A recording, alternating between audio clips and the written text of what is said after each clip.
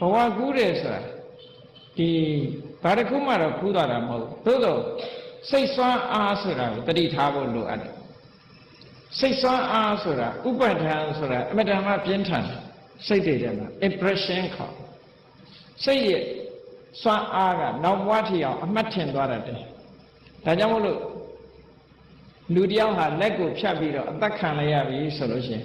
ငါလက်ကြီးပြတ်သွားပြီငါလက်ကြီးပြတ်သွားပြီဆိုစိတ်ကတအားဆွဲပြီးတော့လက်ကြီးပြတ်သွားပြီဆိုတာကြီးကိုလက်ပြတ်ကြီးကိုပွေ့ပြီးတော့သူ့လက်ကြီးပြတ်သွားတာနဲ့သေဆုံးသွားတဲ့လူတယောက်ဟာနောက်ဘဝကျရင်လက်မပါဘဲနဲ့ဖြစ်သွားတတ်တယ်ဘာဖြစ်လို့လဲဆိုဥပဒံအဆွဲလန်းတော့သူကငါလက်ကြီးပြတ်သွားပြီလို့ပဲယူဆတယ်နော်ငါမှလက်မရှိတော့ဘူးဆိုဒါမှမွေးလာတဲ့အခါမှာလက်ပြတ်ကလေးမွေးတာတို့ပါတော့ဒါမျိုးဖြစ်တတ်တယ်ဒါစိတ်ပညာကတော့တမျိုးပြောချင်းပြောမှာဒါစိတ်အဆွဲလန်းကြောင့်ဖြစ်တယ်လို့ဒီလိုယူဆတာဥပဒံဆိုတာအမတန်မှပြင်းထန်တယ်ဒါကြောင့်မို့ဒီဘဝကအမှတ်သားဟာနောက်ဘဝပါသွားတာမျိုးတွေလည်းရှိတတ်တယ်အဲ့ဒါတွေကဘာကြောင့်ပါရတာလို့ဆိုစိတ်ဆွဲလန်းနေပါဟောတခါတည်းလူတွေကပြောတယ်သူကတိုက်ကလာတာတဲ့တိုက်ကခေါ်တယ်ဗမာပြည်မှာတော့တဲပြောတာပဲတိုက်ကလွတ်တဲ့လူတဲမရှိဘူးဘယ်တိုက်လဲတော့မသိဘူးငှက်တိုက်လားကျက်တိုက်လားတော့မသိဘူးနော်အဲ့တော့တိုက်ဆိုတာတော့တဲပြောတယ်ရှိအဲ့တော့လူတယောက်ကိုသူတို့ခေါ်ချင်တိုင်းခေါ်လို့ရလားလို့ဆိုခေါ်ပုံခေါ်နည်းစနစ်တော့ရှိလူကိုခေါ်တယ်ဆိုတော့ကုသကံတွေတအားကြီးနေရင်တော့ခေါ်လို့မရဘူးအကုသကံတွေတအားများတဲ့ပုဂ္ဂိုလ်လည်းပဲကောင်းတဲ့ပုံခေါ်လို့မရဘူးနော်ဒါဖြင့်ပိုက်ကခေါ်တယ်ဆိုတာဖြစ်နိုင်သလားလို့ဆိုဖြစ်နိုင်တာတခုကဘာလဲအဘိဓမ္မာသဘောအရဖြစ်နိုင်တာတခုကဘာလို့ဆိုအဲ့ဒီလူသင်ငယ်စောနဲ့မျောနေတဲ့အချိန်လေးမှာပိုက်ကရွှေတွေငွေတွေကိုပြသူမြင်အောင်ပြနိုင်တယ်သူတို့ကနော်လှတာပါတာတွေအကုန်ပြတဲ့အခါလူဆိုတာလှတာမြင်လို့ရှိရင်စိတ်ကသူ့အတူဆွဲလန်းသွားမှာပဲလေ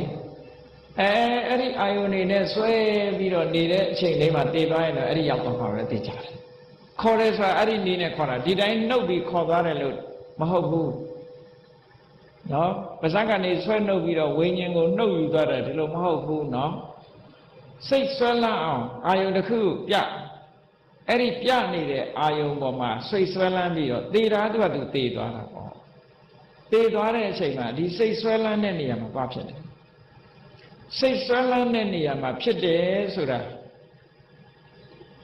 ဒီဗေမိတာရမင်းကြီးရဲ့ဝတ္ထုတစ်ခုကိုထောက်ထားပြီးတော့ဒါကယုံမတန်တရားဖြစ်เสียမရှိဘူးဗေမိတာရမင်းကြီးကသောတာပန်ပဲ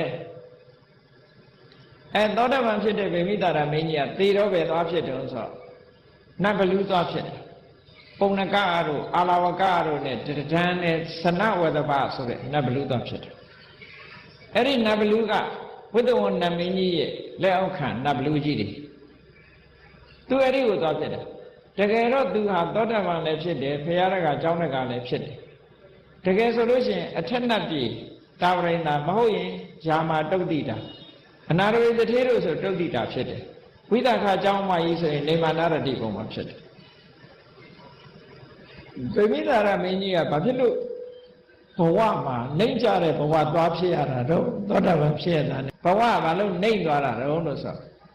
ခုနပြောတယ်အတွေ့အတာပဲသူကအဲ့ဒီဘဝကိုခဏခဏဖြစ်ခဲ့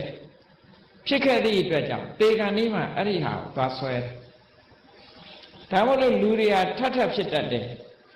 ဒီနေရာကိုထပ်ဖြစ်တတ်တယ်နော်မာရကကြံကလူတွေကလည်းမာရကကြံထပ်ဖြစ်လိုက်တယ်အဲဆွဲရင်ပြောတာနော်ကိုယ်နေရာလေးကိုသဘောကျလို့ရှိရင်ဒါထပ်ဖြစ်တတ်တယ်လောကလူတွေဆွဲမဆွဲစဉ်းစားကြည့်ပေါ့ကိုနေခဲ့တဲ့နေရာလေးပြောင်းခိုင်းရင်ဘယ်သူမှမပြောင်းညံ့ဘူးဒီနေရာလေးအစဉ်ပြေးနေတယ်လို့ပဲတွက်တယ်ဟုတ်ကဲ့လားရန်ကုန်မြို့ဆိုလို့ရှိရင်သားသမီးတွေကရန်ကုန်မှာကြီးပွားနေတောရွာမှာရှိတဲ့အမေတွေအဖေတွေကိုခေါ်လာပြီးတော့ရန်ကုန်မှာတိုက်ကြီးတဲ့ခြားမနေနိုင်ဘူးပြန်ပြေးကြဘာလို့လဲဆိုတော့ကိုတောရွာအနေထားလေးကဟိုအိမ်လေဒီအိမ်လေသွားလို့ရပါလေရန်ကုန်ကြတော့ပြင်းစရာကြီးဘယ်မှလဲလို့လည်းမရဘူးလေတော့မနေနိုင်ဘူးပြန်ရတာများတယ်အဲ့တော့ဘာလို့ဆိုတော့ဒါလေးတွေကအစွဲလန်းလေးတွေလို့ခေါ်တယ်လူမသိသူမသိတဲ့အစွဲလန်းလေးတွေကရှိကြတယ်အဲ့ဒီအစွဲလန်းလေးတွေကဥပါဒံလို့ခေါ်တာဥပါဒနာပစ္စယဘောပဲအဲ့တော့ဗေမိတာရမင်းကြီးကနတ်ဘလူပဲသွားဖြစ်တာ ဘာလို့ဖြစ်တာတော့ဆိုဟောဒီအစွဲလန်းကြောင့်မို့လို့ဒီရောက်ပါဟောအဲ့တော့ဒီအစွဲလန်းရှိတဲ့နေရာမှာကံကလည်းပဲဒီဆိုပါတော့အထက်နှက်ပြည်ဖြစ်နိုင်ရဲ့တန်းနဲ့ကံကအထက်နှက်ပြည်ကိုပို့နိုင်ရဲ့တန်းနဲ့သူကရွေးလိုက်တာဒါရွေးတာဖြစ်သွားတဲ့အတွက်ကြောင့်ဒီဘက်ပဲရောက်ပါတယ်ဟောတေကံนี้မှာသူကရွေးချယ်မှုတွေဖြစ်တတ်တယ်ဘယ်လိုဖြစ်တယ်ဆိုဂတိနမိတ်အရွေးချယ်ခုနကဟိုဆရာတော်ကြီးပြောတာကြည့်ဒီအိမ်တက်ဆိုတာအဲ့ဒီအိမ်မတက်ဘူးတက်လို့မရဘူးနောက်အိမ်တက်ခိုင်းလိုက်တော့နောက်အိမ်ဒါသူရွေးလိုက်တာပဲပေါ့အဲ့တော့တွေ့တာမှုလေးတွေနဲ့ဘဝဆိုတာရွေးပြီးတော့နောက်ဘဝမှာဖြစ်သွားတာတဲ့အဲ့တော့အခုလို့တွေ့တာမှုတွေဖြစ်တာဟာအာယုံမျှတာဖြစ်တယ်စိတ်ရဲ့အာယုံစိတ်ထဲမှာဖြင်းအောင်မြင်အောင်ဖြစ်တဲ့အာယုံတွေမျှတာဖြစ်တယ်ပေါ့ဘာမှကူးသွားတာတော့မဟုတ်ဘူးအဲ့ဒါလို့အာယုပြုတ်ပြီးတဲ့နောက်မှာဒီဘဝအဆုံးသတ်ဖြစ်တဲ့သုတိဆိုတာဖြစ်ပြီးတော့ပရိသေရေဆိုတာကံကြောင့်မလို့နောက်ဘဝထပ်ဖြစ်တာအဲ့ဒါလေးကိုပဲဘဝကူးတယ်လို့ပြောတာเนาะအဲ့တော့ဘဝ